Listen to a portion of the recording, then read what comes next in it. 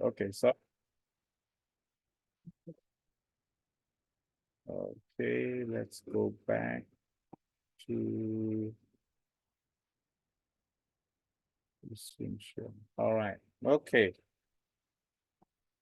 Now, writing on paper is a kind of it easy for us, but writing in those days, everything has been together, and so they need to have strategies and to indicate when a certain main division of a book and starts and ends, and they do it by various things and called framing.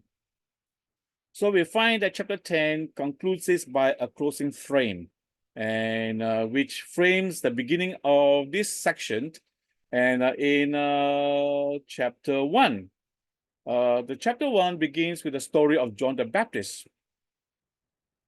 So Jesus and John the Baptist, where he was baptizing in the early days, and then this section concludes with a story and a reference to John the Baptist. Just goes back to the Jordan where John the Baptist been baptizing. He stayed there, and many people came to him. Though John never performed a sign, all that John said about this man was true. In that place, many believed in Jesus.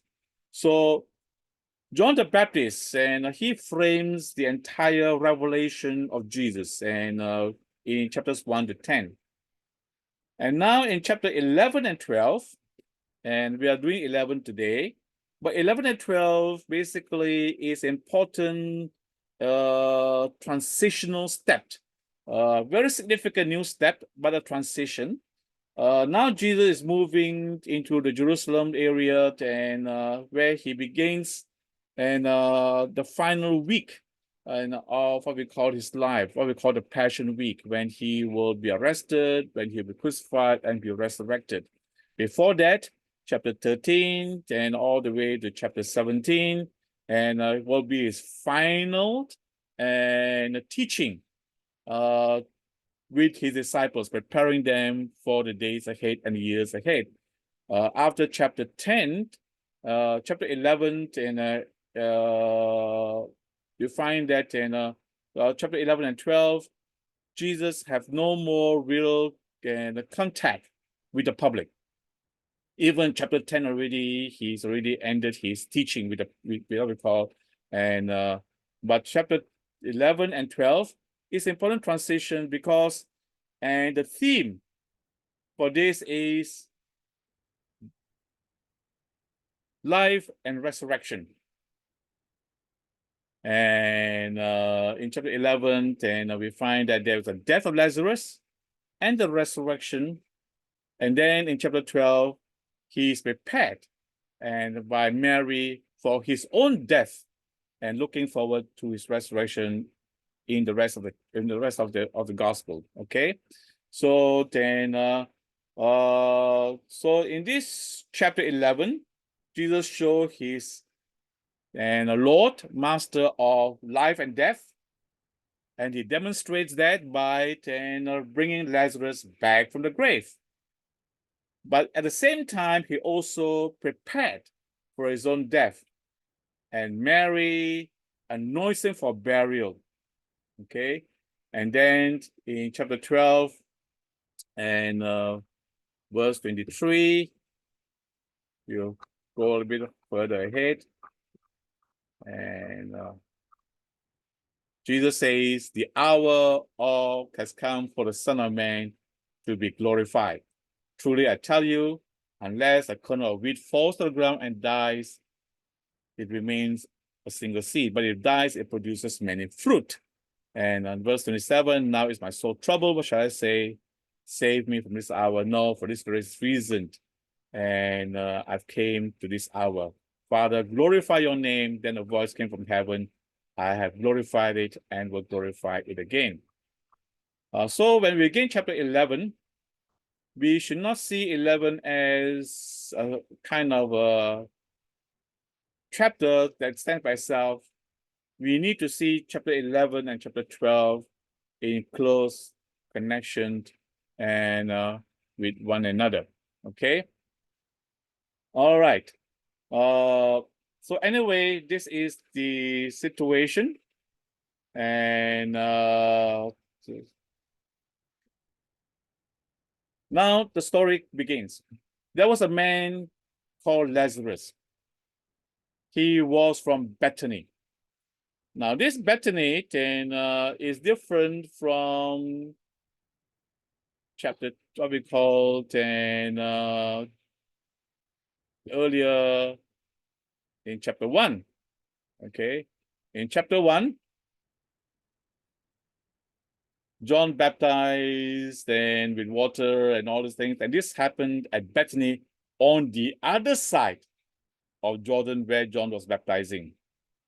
Now he comes and he goes back to that, probably across the Jordan, whether it's to Bethany or not, we're not too sure. But where John will be baptizing, then so it could be Bethany on the other side of the Jordan.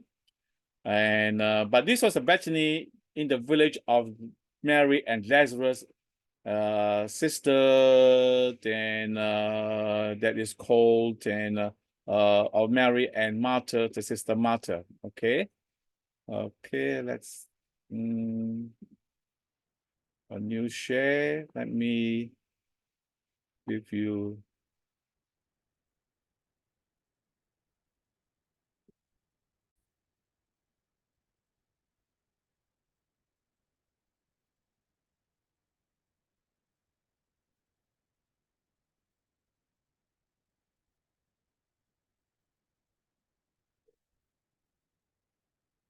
Okay, I think then there is a bit of a problem trying to share screen.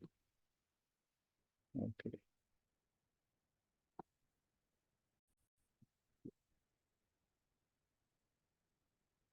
All right. If you then know a little bit about and you've been to Jerusalem, and this is where Jerusalem is.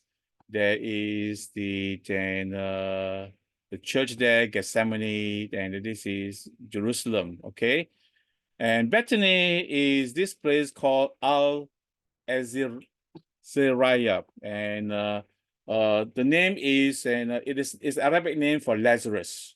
And so this is about and probably about and not very far away. About this, the Bible says about 2 miles or something like that. Okay. Okay, let's see. Okay.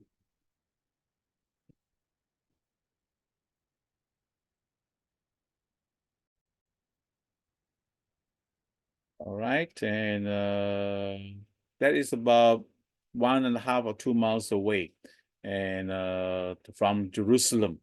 Okay.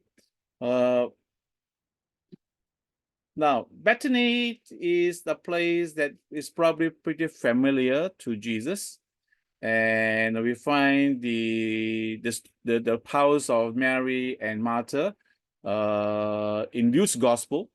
There is a story that Jesus came to the house, and Martha was very busy preparing, and Martha was preparing, and Mary was just happy sitting at Jesus' feet. And Jesus made a statement about Mary having chosen the better part. Now, it's very clear that in this family, Mary, Martha, and we find that there was a brother called Lazarus, is pretty close to Jesus. And if Jesus had been frequently traveling to Jerusalem, and in Gospel of John, and especially we find that he goes to Jerusalem for several times, and probably this will be the home where he will find hospitality. And this is probably just as Capernaum is the home base for Jesus in his ministry and in Galilee. So Bethany is probably his base, and not too far away, but not in the city itself, and a bit of quiet, and able to go down. And so when Jesus will go down Jerusalem for ministry, and then after that he'll go back and he will come to Bethany. And but Jesus has already left and Jerusalem, because then they were trying to kill him. And so Jesus went and to the other Bethany, and so he was no longer in the vicinity. Now Lazarus fell sick. And now, sometimes I get the impression that Mary, Martha, and Lazarus are all single and they all live in the same house. And so Mary is spinster, and older Martha. I don't think we should simply assume that. Most likely, and they are all married. It's unusual for Jewish men and women to be unmarried. Of course, they are not mentioned, their husbands, their spouses are not mentioned because they are not part of the story. But they all live in the same village. And so the village of Mary and her sister Martha. And so then now Lazarus is sick. And Mary then was the one who poured perfume on the Lord and wiped his feet. That is in chapter 12. This is interesting because I think the NIV put it in parentheses, but in the original text there is no such thing as parentheses. There's no such a brackets. But this is to show us that this event has not take place in Gospel of John. It's going to something that's going to take place in the next chapter. So it kind of a prelude over to the next chapter. So anyway, the sisters sent word to Jesus, the one you love. This word love is the kind of a word for friendship. Your friend, another title is that your friend, your good friend is sick, is ill. And now the sisters are probably aware that it was very dangerous for Jesus to be in the region of Jerusalem, and he has to be kind of hiding away from the authorities. And it would be a very serious illness for the sisters to send word. It's not some kind of a flu, some kind of cold, or he's very, very sick. So, and they didn't actually ask Jesus to come. They know that there is danger for Jesus if he comes, but anyway, they trusted, and in a sense, what Jesus would do and say, and the one, your friend, is sick, is ill. Now, when Jesus heard this, and he said, "This sickness will not end in death. No, it is for God's glory, so that God's Son may be glorified through it." Now, of course, Jesus loved Mary, Martha, his sister, and Lazarus. And so when he heard that Lazarus was ill, he stayed where he was 2 more days.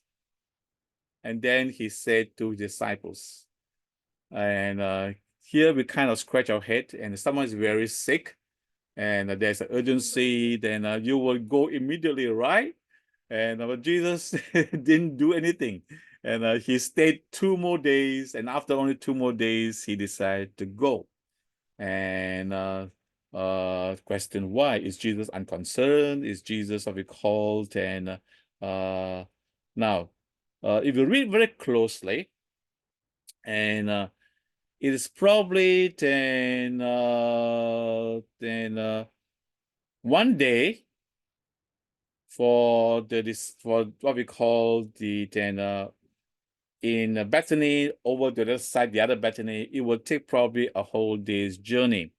And so for sister to send someone or send word, it would take 1 day to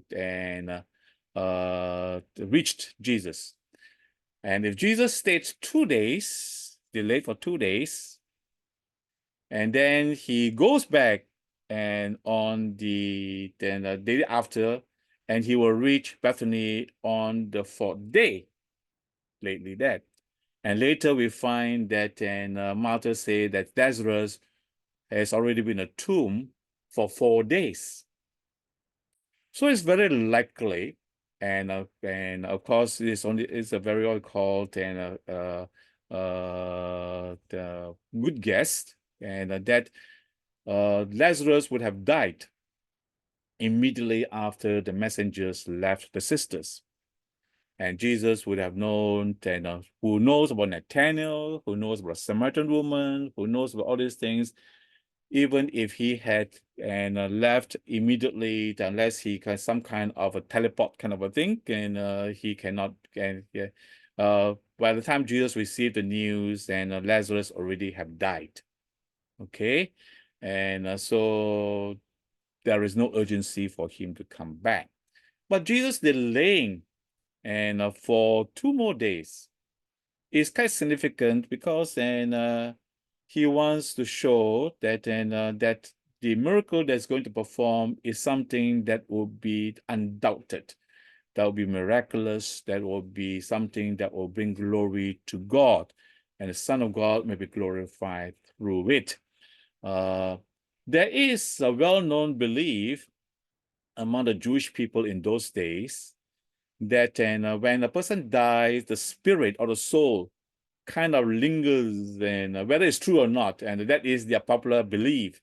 The soul, the spirit of the body, and lingers on the soul. And other Chinese, I don't know how many have also have that kind of idea. They don't leave immediately, and for 3 days, and the spirit will be.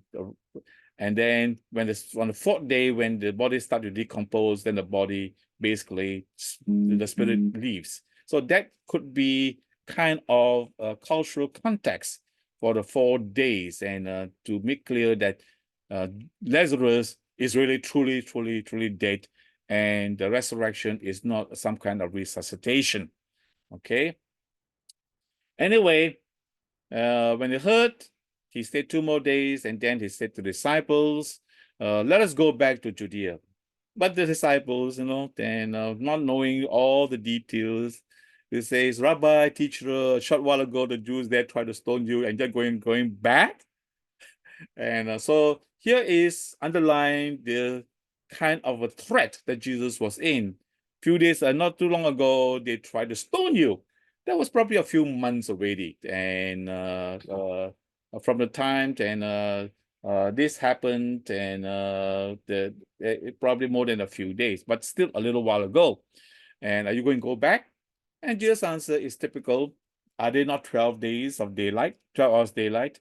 Anyone who walks in the daytime will not stumble, for they see by this world's light. So if it's day, and you walk, basically spiritual lesson, you walk in the light, you follow Jesus, nothing will happen to you. And if it was a person when the person in the night, that will stumble when they have no light. So the 12 hours and then there's night indicate that there is this timetable. Jesus says we must work while it's day, for night comes when no one can work. So the 12 hours is limited, and now it's still daytime, but there will be a night that will come. After he said this, so he says, as long as we are walking the line, you are walking with Jesus, you don't have to be afraid for what we called, and anything will happen to you, God will take care of you and all that. And after he said this, he went to tell them, our friend Lazarus has fallen asleep. I'm going there to wake him up. Of course, Jesus is saying that Lazarus died. I'm going to resurrect him.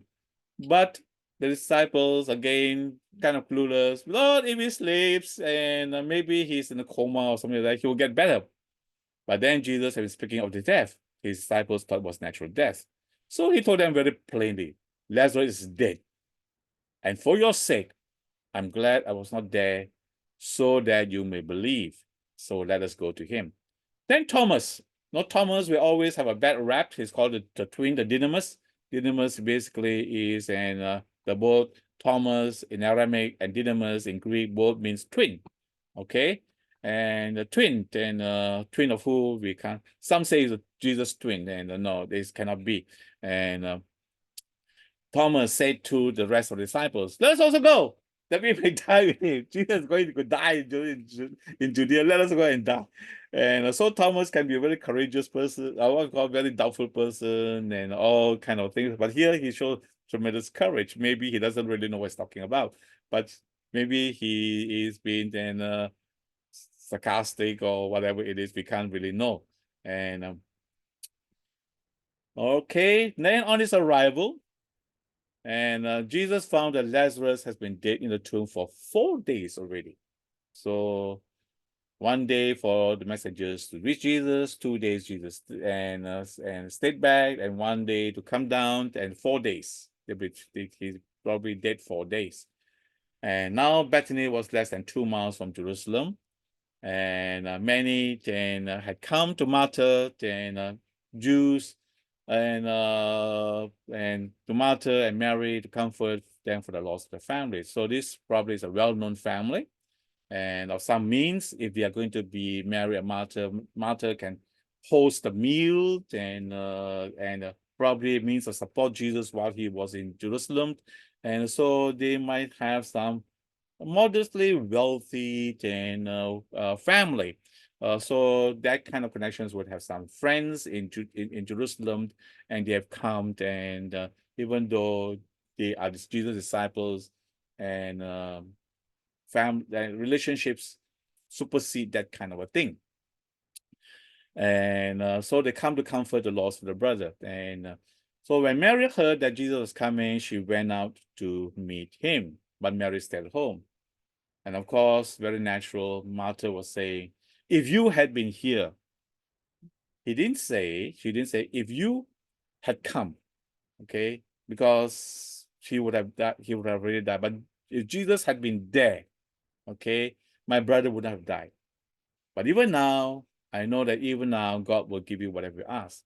And Jesus said to her, your brother will rise again. And Martha, of course, being a pious Jew, I know he'll rise again on the resurrection at the last day. And Jesus says, I am the resurrection and the life. He doesn't say, I will raise people and I will give life, but he said, I am the resurrection and life. Whoever believes in me will live, even though he died. Whoever lives by believing in me will never die. Do you believe this? Of course, and whether she's impolite or she's not been pressured, I believe you are the Messiah. I believe you are the Christ, Son of God, who is to come to the world.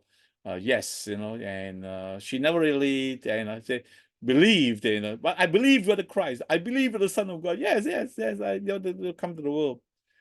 She didn't get a chance, and after she said this, and she went back, called her sister, and Mary aside. The teacher, the rabbi, is here, asking for you. When Mary heard this, she called her quickly and ran to him. Now, Jesus had not yet entered the village. She was still at the place where Martha met him. When the Jews who had been with Mary in the house comforting her noticed how she quickly caught up, they followed her, supposing going to the tomb to mourn there. And when Mary reached the place where Jesus saw, she fell at his feet. Lord, if you had been here, my mother would not have died.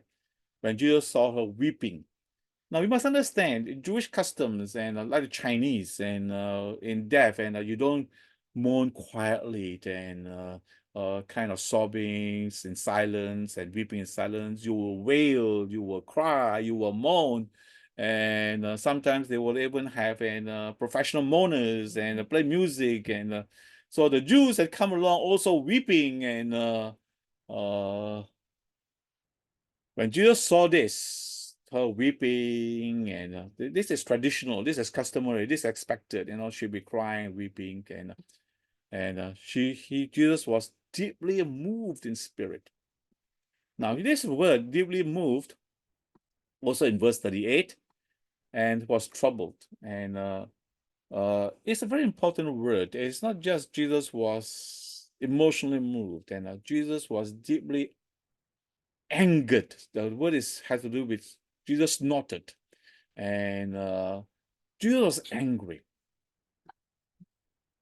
and Jesus was not angry at the professional mourners and all that, not angry at Mary, but angry at what we call the very idea of death itself. And death is something that doesn't ought to happen. Death is not something natural. Okay? Death is invasion in God's world, and Jesus was troubled and in spirit deeply, because he will also prefigured and foreshadow his own death. And so he asked them, where have you laid him? Come and see, they replied. And Jesus wept. And Jesus also cried, and loudly, and not softly. Of course, and many people say this is the shortest verse in the Bible. Again, verse division doesn't come then much later, so then we shouldn't make too much of it, except that later years people make this, trying to make it a one verse to emphasize that Jesus wept. And but the Jews saw Jesus weeping and wailing and as well and crying, and the Jews said, "See how he loved him." But then some were cynical.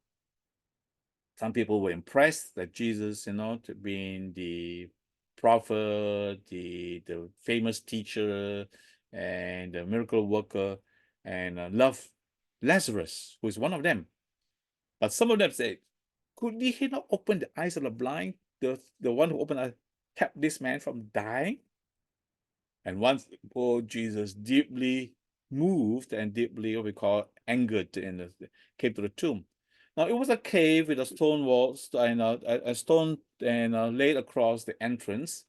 And now give you a little idea of how then burial and the situations in those days. Okay.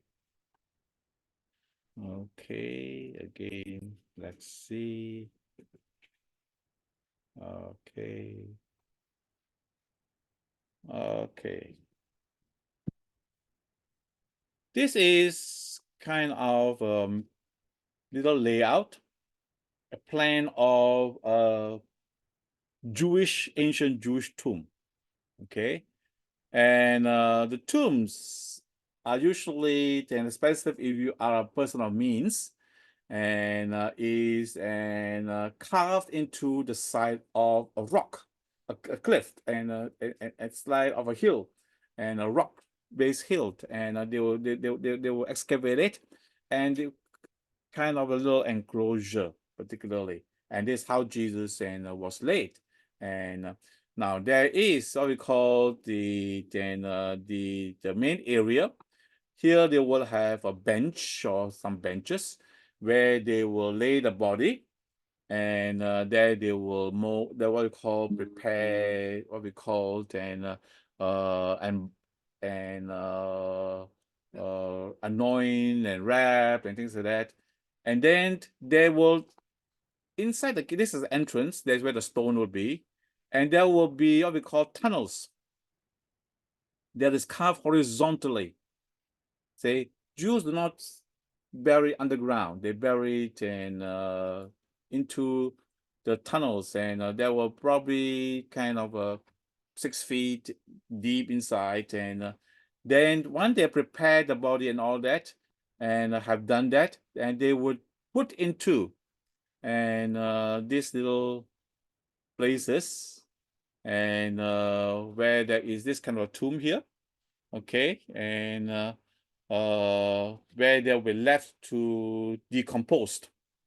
Then they will close the tomb, and after a year later on, and they will open the tomb, and by that time, very likely the body have decomposed completely, and all that were left are the bones, and they will collect the bones, and they'll put it into some kind of clay or alabaster and coffin called an ossuary. And then they will put the bones in the tomb on one of the ledges that is inside the tomb. That's how Jews and then they will then that's how they bury. Okay. All right. Let's go back to share screen again. Okay. So by this, okay, share is loading. Okay. All right. Can you see? Can all see right? I think can all see properly. Okay. So then Jesus came, then there was a cave with a stone laid across the entrance, and Jesus says, take away the stone. There will be a circular stone that basically called the entrance. But Martha said, By this time, there is a bad odor, for he's been there 4 days. 4 days already, it started to decompose, and there's going to be a smell. Jesus said, did not tell you, if you believe, you'll see the glory of God.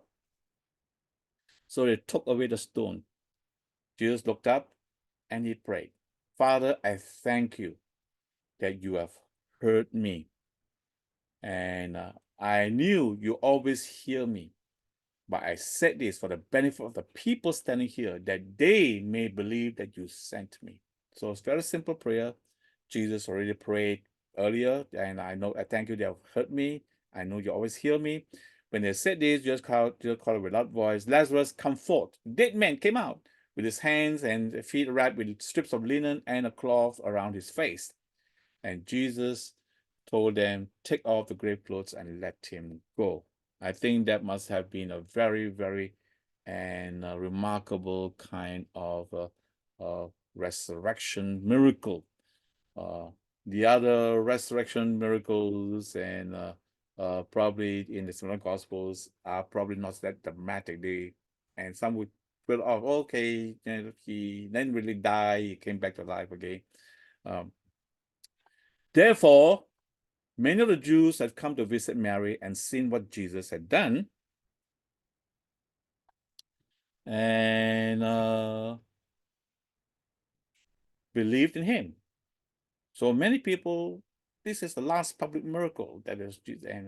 But some of them went to the Pharisees and told them what Jesus done.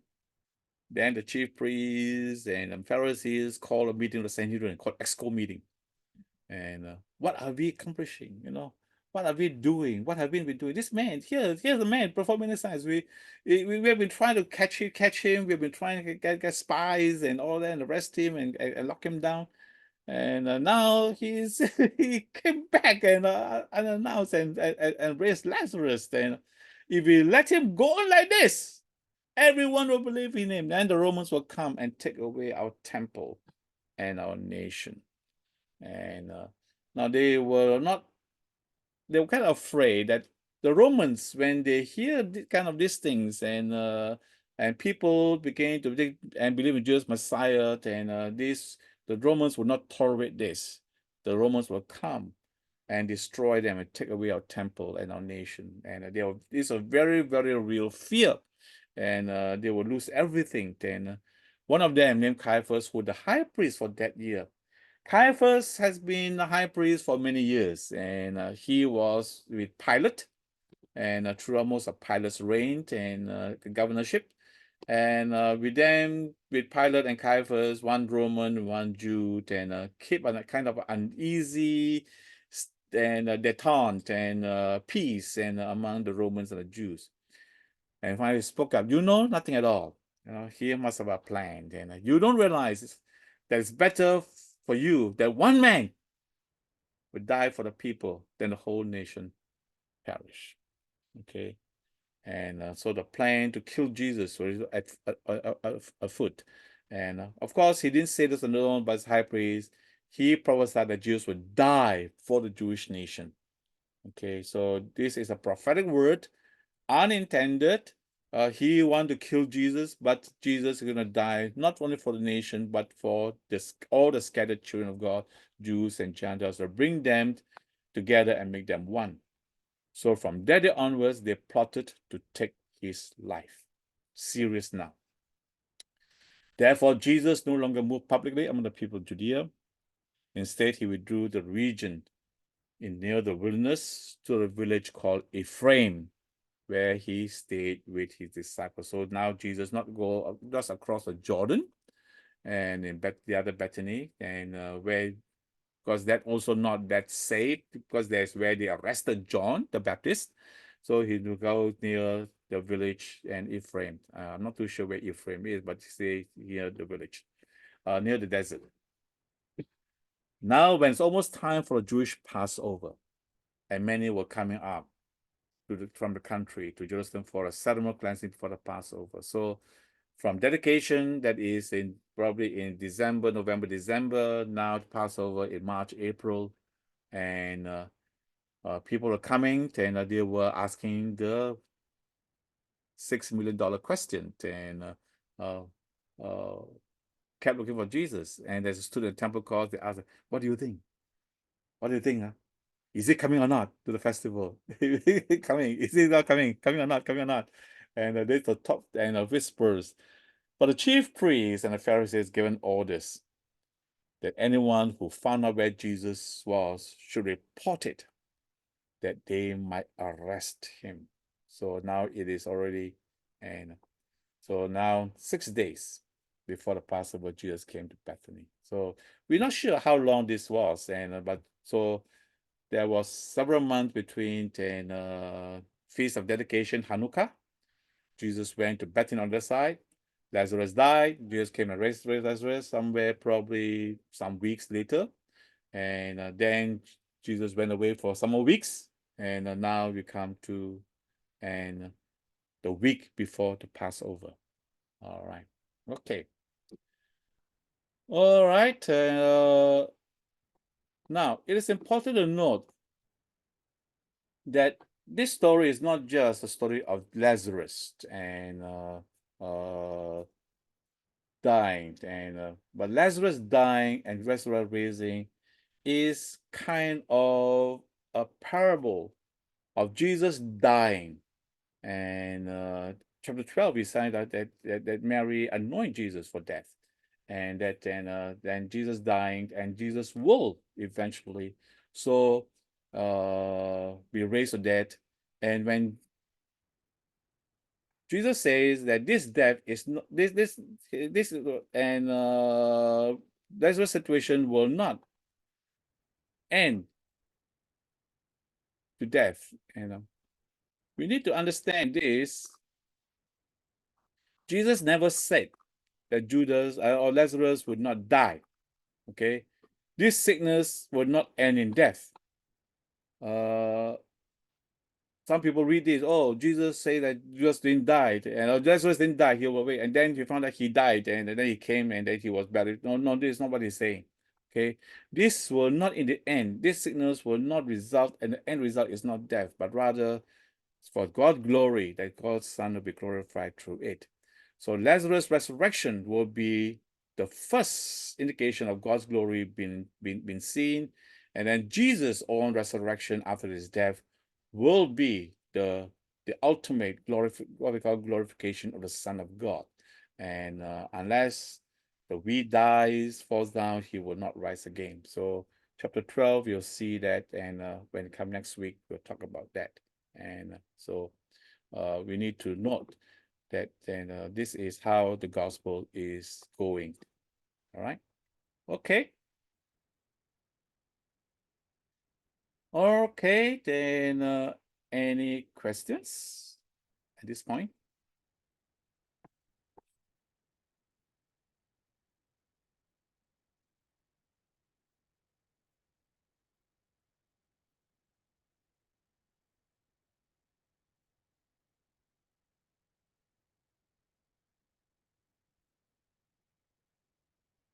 No?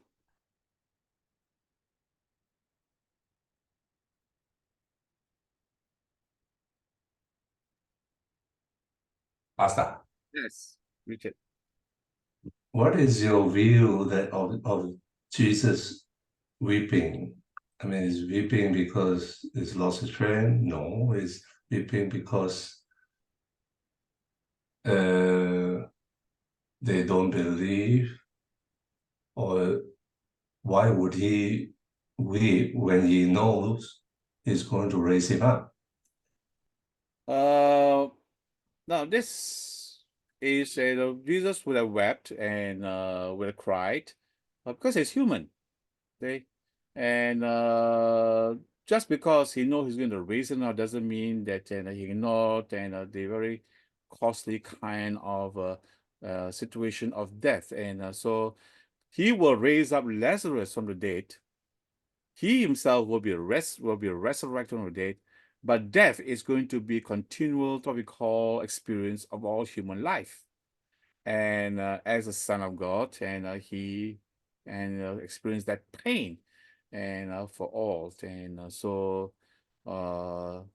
we need to see that Jesus is not some kind of demigod, or say that a God and there is no emotions. He has emotions, and when he see death, and he is something that should never happen, and he weeps, and he cries. He's not only, and his weeping is more of as well as an anger than uh,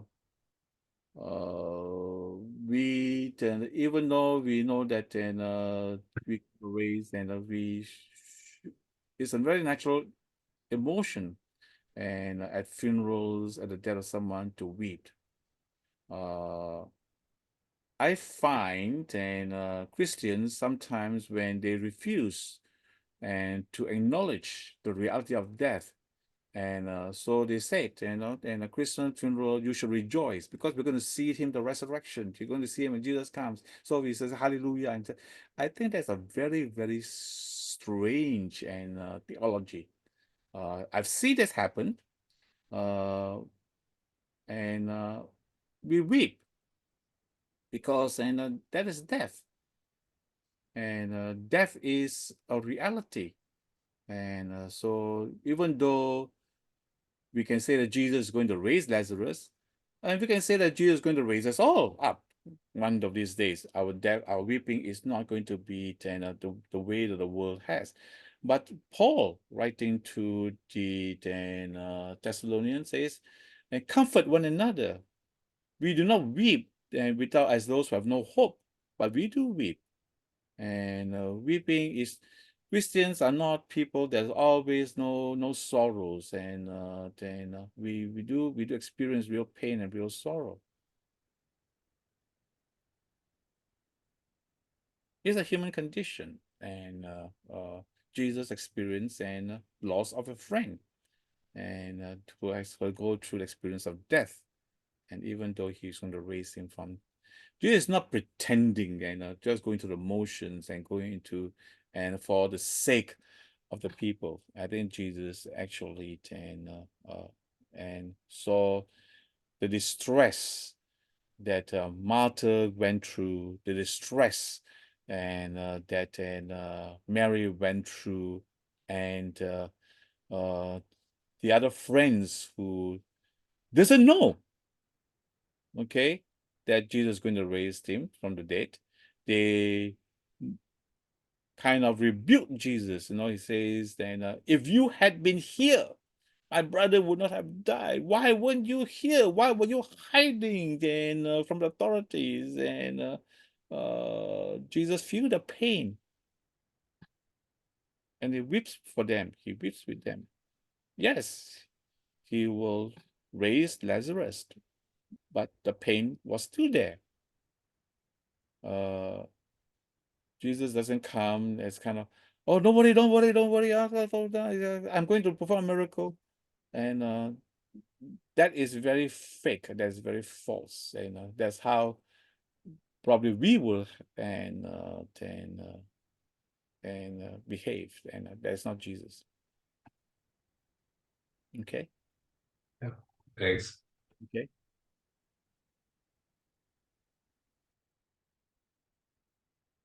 Anyone else? Very, very good question.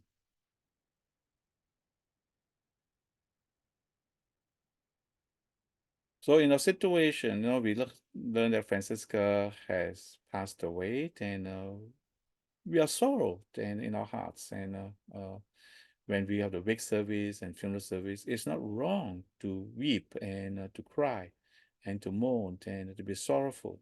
Yes, we look forward to the resurrection. We don't know when it will be. We will see her again. But that doesn't take away the pain of losing someone who is very dear to us, and someone we cared about, someone that we find that has been a great blessing to all of us.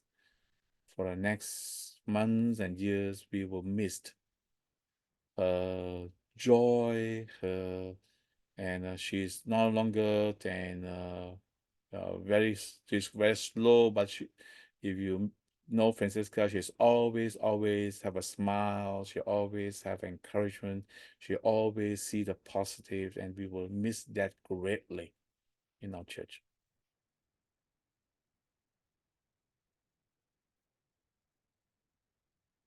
Okay. Anyone else like to ask a question or make a comment? Okay, I think we need to stop recording.